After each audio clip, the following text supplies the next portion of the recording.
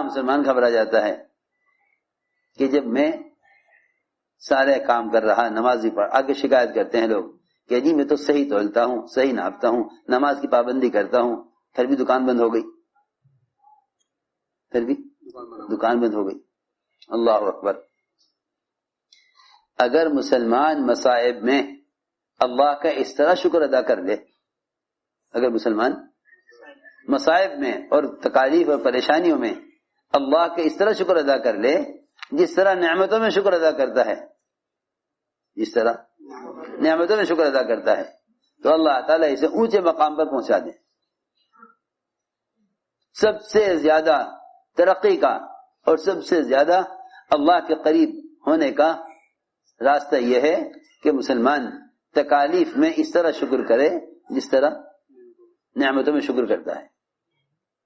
عجیب بات ہے، انبیاء علیہ السلام اطاعت پر ہیں، انبیاء علیہ السلام اطاعت پر ہیں اور صحابہ اطاعت پر ہیں، وہ تکالیف میں شکر کرتے ہیں، تکالیف میں شکر کرتے ہیں، کیونکہ اللہ تعالیٰ ان کے درجات کو بڑھانا چاہتے ہیں،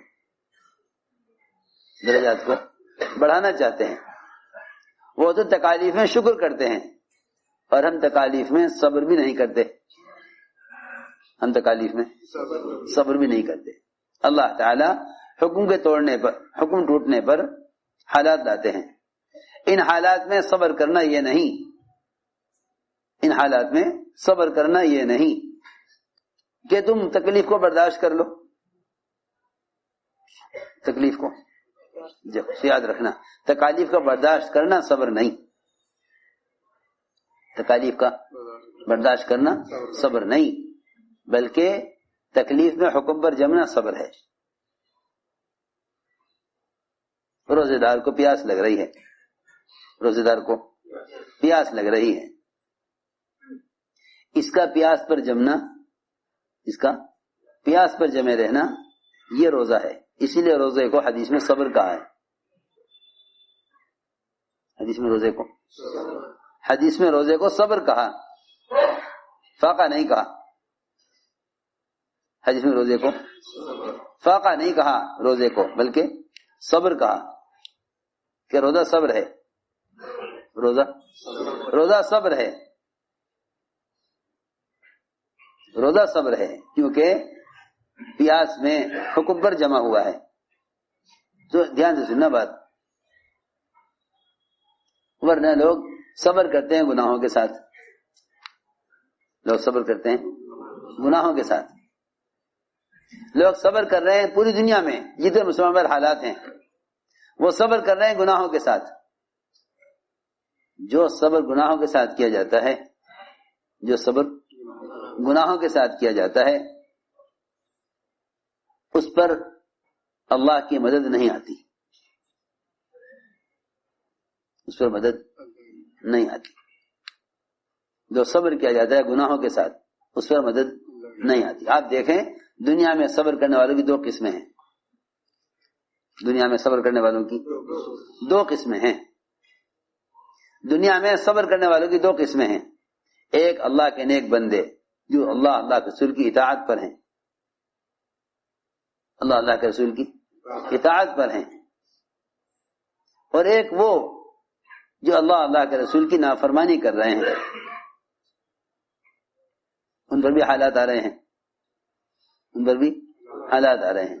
صبر وہ بھی کر رہے ہیں،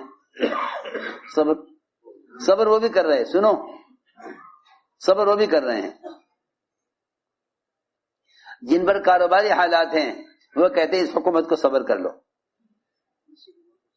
اس حکومت کو صبر کر لو، حکومت بدلے گی ہمارے کاروباری حالات بدلیں گے۔ سنو غور سے، حکومت بدلے گی تو ہمارے کاروباری حالات بدلیں گے۔ یہ وہ قسم ہے جو اسباب میں حکم توڑتی ہے، جو اسباب میں حکم توڑتی ہے۔ جب حال آتا ہے تو اس حال کو حکام سے جوڑ کر یہ کہتے ہیں کہ 2 سال اور صبر کر لو تو مسلمانوں کے کاروباری حالات درست ہو جائیں گے۔ ہاں 2 سال اور صبر کر لو۔ پھر اللہ تعالی حدیث میں آتا ہے ان سے بدتر حاکم لائیں گے، پھر اللہ ان سے برے حاکم لاویں گے ان پر. پھر یوں کہیں گے کہ چلو ان کی مان لو، پھر 2 سال اور صبر کر لو. اس طرح یہ صبر کرتا کرتا کرتا کرتا قبر تک پہنچ جاتا ہے، کیونکہ حکم توڑنے والوں کے صبر کی انتہا قبر تک ہے. ان کی صبر کی انتہا قبر تک ہے. اوہو، اس لیے گناہوں کے ساتھ صبر کرنے سے، گناہوں کے ساتھ صبر کرنے سے حالات کبھی درست نہ ہوں گے. گناہوں کے ساتھ صبر کرنے سے حالات کبھی درست نہ ہوں گے. لوگ صبر کرتے ہیں گناہوں کے ساتھ، حالانکہ اللہ نے صبر کو بیان کیا ہے تقوی کے ساتھ. آپ قرآن میں جہاں بھی اٹھا کے دیکھو گے وہاں صبر کے ساتھ تقوی ملے گا، صبر کے ساتھ تقوی ملے گا. جہاں بھی دیکھو گے وہاں صبر کے ساتھ تقوی ملے گا. انہ من یتق ویصبر وان تصبروا وتتقوا، جہاں بھی دیکھو گے صبر و تقوی ساتھ ملیں گے. یوسف علیہ السلام کا سارا قصہ صبر و تقوی پر ختم ہوا ہے. آ کر بھائیوں کے مقابلے میں صبر کیا، زلیخا کے مقابلے میں تقوی اختیار کیا. بھائیوں کے مقابلے میں صبر کیا کہ یہ صبر کے اطاعت کے ساتھ بدلے کا ارادہ نہ کیا، بلکہ ستانے والوں پر احسان کیا. صبر کا اعلیٰ درجہ یہ ہے، صبر کا اعلیٰ درجہ یہ ہے کہ بھائیوں کے ستانے پر 2 کام کیے. ایک صبر کا، سنو، صبر کا ادنا درجہ یہ ہے، صبر کا ادنا درجہ یہ ہے کہ تم بدلہ مت لو. سنو، اس میں آ رہی بات نہ، بہت مشکل ہے. صبر کا ادنا درجہ یہ ہے کہ تم بدلہ نہ لو. صبر کا ادنا درجہ یہ ہے کہ تم بدلہ نہ لو. ماسٹر صاحب سمجھے؟ صبر کا یہ ادنا درجہ ہے کہ تم بدلہ نہ لو. اگر تم بدلہ لے رہے ہو تو پھر تم اتنے ادنا ہو گئے کہ تم آخرت کا بدلہ دنیا میں لینا چاہتے ہو.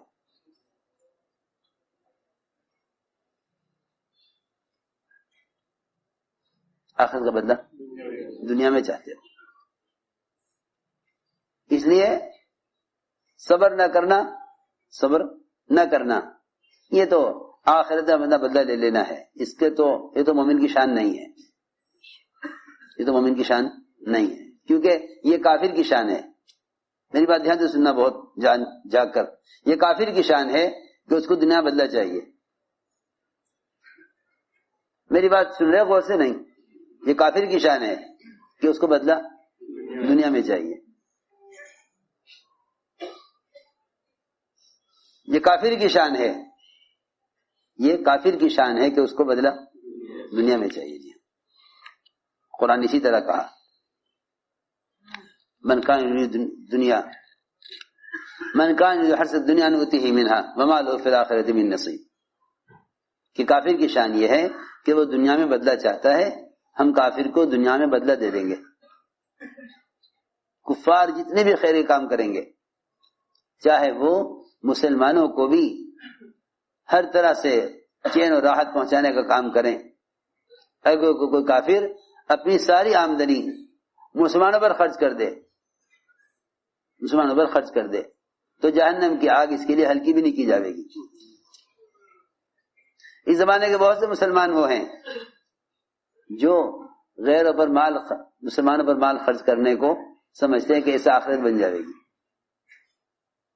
وہ فرائض سے غافل ہیں، لیکن خیر کے کاموں میں مال خرچ کر دینے کو اپنی آخرتی کامیابی کے لیے کافی سمجھتے ہیں. اسے ممکن نہیں ہے، اس لیے کہ آخرت میں بدلہ ملنے کے لیے اسلام شرط ہے، اور اسلام کے لیے فرائض شرط ہے. اسلام کے لیے فرائض کا ادا کرنا شرط ہے. مالداروں کے ذہن میں یہ ہے کہ ہم دنیا میں دوسرے پر مال خرچ کر کے آخرت بنا رہے ہیں. آخرت کے بننے کے لیے ایمان اسلام شرط ہے، ورنہ اللہ تعالیٰ ایسے لوگوں کو دنیا میں ان کی خیر کا بدلہ دے دیں گے. تو میں نے عرض کیا کافر کی شان یہ ہے کہ وہ بدلہ دنیا میں چاہے گا، بدلہ دنیا میں چاہے گا. یہ کافر کی شان ہے، یہ کافر کی شان ہے کہ وہ بدلہ دنیا میں چاہے گا. تو میں نے ایک بات کہی تھی کہ صبر کا ادنا درجہ ہے، یہ صبر کا ادنا درجہ ہے کہ آپ بدلہ دنیا میں نہ آخرت میں آپ کسی کا ستانے کا بدلہ نہ لیں. یہ صبر کا ادنا درجہ ہے، یہ صبر کا ادنا درجہ ہے، یہ صبر کا ادنا درجہ ہے کہ آپ بدلہ نہ لیں. اعلیٰ درجہ کیا ہے صبر کا؟ کہ صبر کا اعلیٰ درجہ یہ ہے کہ آپ ستانے والوں پر احسان کریں، ستانے والوں پر احسان کریں، آپ ستانے والوں پر احسان کریں. یہ صبر کا اعلیٰ درجہ ہے. یہ بڑا مشکل کام ہے، یہ بڑا مشکل کام ہے. ستانے والوں پر احسان کرنا بڑا مشکل کام ہے، ستانے والوں پر احسان کرنا بڑا مشکل کام ہے. چنانچہ یوسف علیہ السلام نے صبر کا مطلب یہ بتلایا کہ ان بھائیوں نے جنہوں نے ختم کرنے کی پوری کوشش کی اور اپنے اعتبار سے تو ختم ہی کر دیا، اعتبار سے تو ختم ہی کر دیا، اپنے اعتبار سے تو انہوں نے یوسف علیہ السلام کو ختم ہی کر دیا تھا. جب سامنے آئے اور محتاج ہو کر آئے، یوسف علیہ السلام نے احسان کیا. کیا کیا؟ احسان کیا. یوسف علیہ السلام نے احسان کیا. لیکن یہ بات یاد رکھو کہ جب غلطی کرنے والے غلطی کا اعتراف کریں تب احسان کرو، تب احسان کرو، غلطی کا وہ اعتراف کریں. بھائیوں نے کہا کہ ہم سے خطا ہوئی، لقد آثرك اللہ علینا وإن كنا لخاطئین. یہاں بھی یہ کہا بھائیوں نے بھائی سے، اور وہاں بیٹوں نے کہا ابا سے کہ خطا ہم سے ہوئی. جب غلط کرنے والا اعتراف کر لے تو پھر آپ کو چاہیے کہ آپ اس کے عذر کو قبول کر لیں.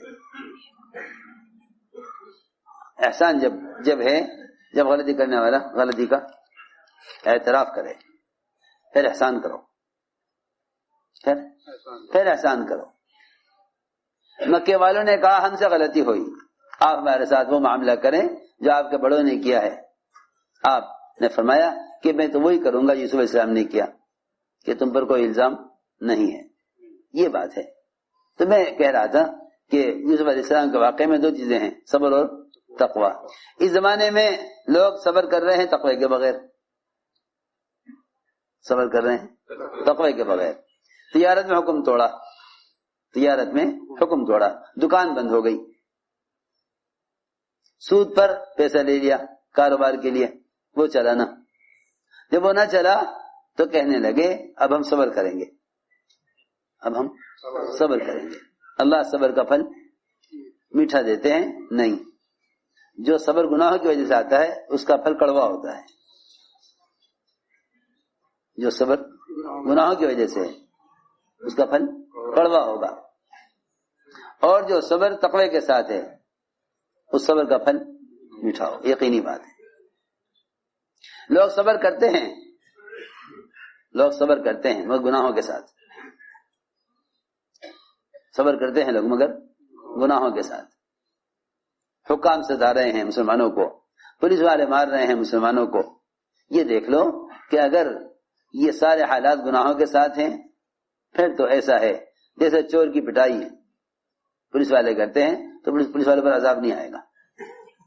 لوگ کہتے ہیں قنوت نازلہ پڑھو. کیا پڑھو؟ قنوت نازلہ. ہائے کس طرح سمجھاؤں. جتنے بھی حالات آتے ہیں مسلمانوں پر، لوگ مسلمان کہتے ہیں آؤ جمع ہو کر قنوت نازلہ پڑھیں، بد دعا کریں ان کے خلاف. کسی عجیب بات ہے. کاروبار ان کے طریقوں پر، شادیاں ان کے طریقوں پر، لباس شکلیں ان کے طریقوں پر، کمائی اور خرچ کرنے کے سارے نقشے ان کے طریقوں پر، اور جب حکم ٹوٹنے پر حالات آویں تو پھر ان کے لیے بد دعا. عجیب بات، ان کے لیے بد دعا. حالانکہ فرمایا اعمالکم اعمالکم، جیسے تمہارے بدن سے نکلنے والے اعمال ہوں گے ایسے ہی تمہارے اوپر حکام مسلط کیے جائیں گے، ایسے ہی تم پر حکام مسلط کیے جائیں گے جیسے تمہارے اعمال ہوں گے. اعمالکم اعمالکم، جیسے تمہارے اعمال ہوں گے ایسے تم پر حکام مسلط کیے جائیں گے. تو عجیب بات ہے کہ مسلمان غیروں کے طریقے بھی اختیار کرے، مسلمان غیروں کے طریقے بھی اختیار کرے، اور جب اللہ کی طرف سے ناراضگی پر حالات آویں تو پھر یہ ان کے لیے بد دعا کریں.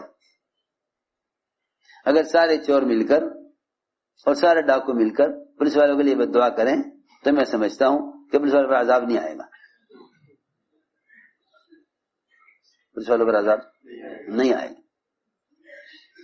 وجہ یہ ہے کہ تیرا صبر تقوی کے بغیر ہے، تیرا صبر کرنا تقوی کے بغیر ہے، کہ تیرا صبر کرنا تقوی کے بغیر ہے. اگر تیرا صبر کرنا تقوی کے ساتھ ہوتا تو اللہ تعالیٰ دشمن کو کبھی کا مغلوب کر دیتے. کیا مطلب اس کا کہ مسلمان غیروں کے سامنے مغلوب ہو کر رہے. اللہ نے مسلمان کو مخدوم بنایا ہے، اور ساری کائنات اور کائنات میں بسنے والے وہ تمام انسان جو اللہ کو نہیں مانتے ان کو مسلمان کا خادم بنایا ہے. ان کو خادم، بالکل ساری کائنات جتنا بھی نظام ہے کائنات کا، چاہے وہ جانوروں کی شکل میں ہو یا انسانوں کی شکل میں ہو یا وہ چاند و سورج کی شکل میں ہو یا وہ نباتات اور جمادات کی شکل میں ہو، یہ ساری کی ساری کائنات یہ مسلمان کی خادم ہے.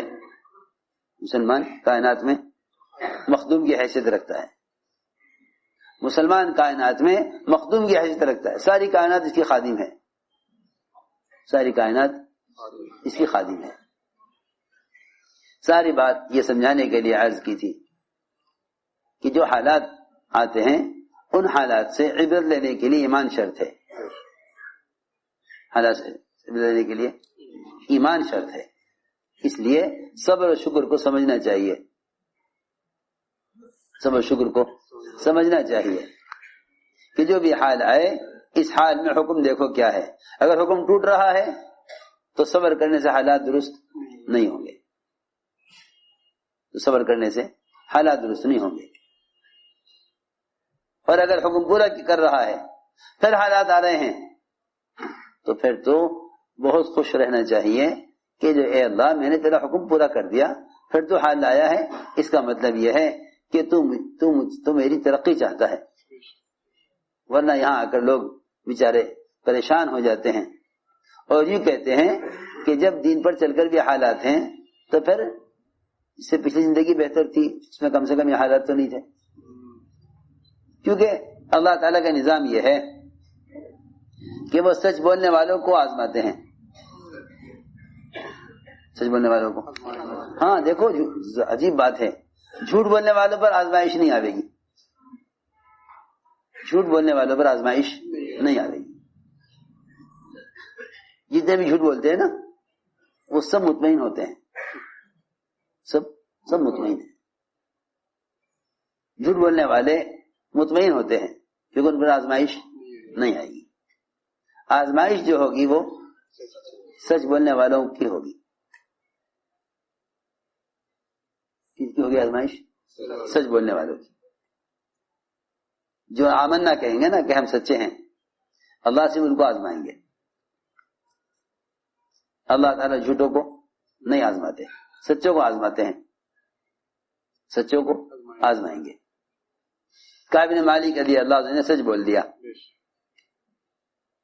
اس نے کعب بن مالک انہوں نے سچ بول دیا کہ مجھے کوئی عذر نہیں تھا اللہ کے راستے میں نکلنے سے، میرے پاس سواری بھی 2 تھی، نکلنے کا موقع بھی سب کچھ تھا، لیکن مجھ سے غلطی ہو گئی کہ میں نے اللہ کے راستے میں نکلنے میں تاخیر کی ہے. سچ بول دیا، سچ بول دیا. آپ نے فرمایا جاؤ اب اللہ ہی تمہارے بارے میں فیصلہ کریں گے. جس نے سچ بول دیا اس کے معاملے کو تو مؤخر کر دیا، اور جنہوں نے جھوٹ بول دیا ان کے جھوٹ بولنے والوں کے اعذار کو قبول کر لیا. آپ دیکھیں عجیب بات ہے، عجیب بات ہے اس قصے میں کہ سچ بولنے والوں کو تو معاف نہ کیا، جھوٹ بولنے والوں کو معاف کر دیا. دیکھو ذرا غور سے سنو. جو منافقین آئے آ کے جھوٹے عذر پیش کیے، اجی ہمارے گھر میں کچھ حالات تھے، بیوی بیمار ہو رہی تھی، چھت ٹپک رہی تھی، کھیتی اجڑ گئی تھی، پھل تیار تھے، ہمارے پاس خرچہ نہیں تھا. جتنے بھی اعذار منافقین کے تھے آپ نے سارے منافقین سے اعذار قبول کر لیے. چلو بھائی ٹھیک ہے، اچھا بھائی ٹھیک ہے، اچھا بھائی ٹھیک ہے. سب کے اعذار قبول کر لیے. جس نے آ کے سچ بولا کہ جی میں تو سچی کہہ رہا ہوں کہ مجھ سے غلطی ہوئی ہے، میرے پاس کوئی عذر نہیں تھا، اور میرے پاس سواری بھی 2 تھی، اور میرے پاس وقت مال بھی تھا اللہ کے راستے میں خرچ کرنے کے لیے، مگر میں نہیں نکل سکا. میرا نکلنا ایک ایک دن تاخیر ہوتی گئی. تو آپ نے فرمایا جاؤ، اٹھ جاؤ، اب اللہ ہی تمہارے بارے میں فیصلہ کریں گے. دیکھو تو صحیح، سچ بولنے والے کا بائیکاٹ، سچ بولنے والے کا پورے مدینے میں کوئی سلام کلام کرنے والا نہیں. ہم آزمائیں گے، انہوں نے سچ بات کہی ہے، انہوں نے سچ بولا ہے، انہیں آزمائیں گے. ہم انہیں آزمائیں گے جنہوں نے سچ بولا ہے. جی ہاں، آزمائش ان کی ہوگی جو سچائی پر ہوں گے، جو خیانت جھوٹ پر ہے ان کی کوئی آزمائش نہیں. چنانچہ سارے مدینے میں نہ کوئی ان سے سلام کرنے والا، نہ کوئی ان کے سلام کو جواب دینے والا، نہ کوئی ان سے بات کرنے کو تیار. سخت بائیکاٹ. ہم آزما کے دیکھتے ہیں کہ کیونکہ بات یہ ہے کہ نبی کے کام پر مدد کرنے والے سچے لوگ ہی ہوں گے. کون سچے؟ جھوٹے جو ہوتے ہیں وہ نبی کے کام میں ان کے مددگار نہیں ہوتے. جھوٹے لوگ نبی کے کام میں ان کے مددگار نہیں ہوتے، وہ تو سچے ہی لوگ ہوتے ہیں. چنانچہ 50 راتیں ان پر ایسی گزری کہ حضور اکرم صلی اللہ علیہ وسلم کو سلام کرتے تھے، پھر آپ کے ہونٹوں کو دیکھتے تھے کہ آپ کے ہونٹوں نے سلام کے جواب میں حرکت کی یا نہیں کی. اتنی سخت ناراضگی. پھر کہا آپ نے کہ بیوی کو اس کے میکے بھیج دو. عرض کیا کہ رسول اللہ طلاق دے دوں. اگر آپ بیوی کو طلاق دینے سے راضی ہو جاتے ہوں تو بیوی کو چھوڑ دوں گا، آپ خوش ہو جائیں. اگر آپ حکم دیں میں طلاق دے دیتا ہوں. اگر آپ اسے بھی راضی ہو جائیں تو یہ بتانے کے لیے کہ آپ کو راضی کرنے کے لیے میں اپنے سارے متعلقین سے ناراض ہو جاؤں گا، آپ راضی ہو جائیں.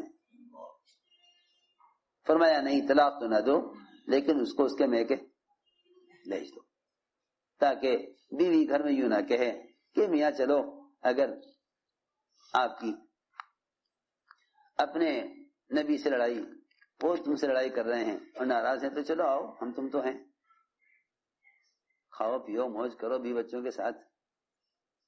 ہاں، رہو آرام سے گھر میں، رہو آرام سے گھر میں. اگر وہ نہیں ملنا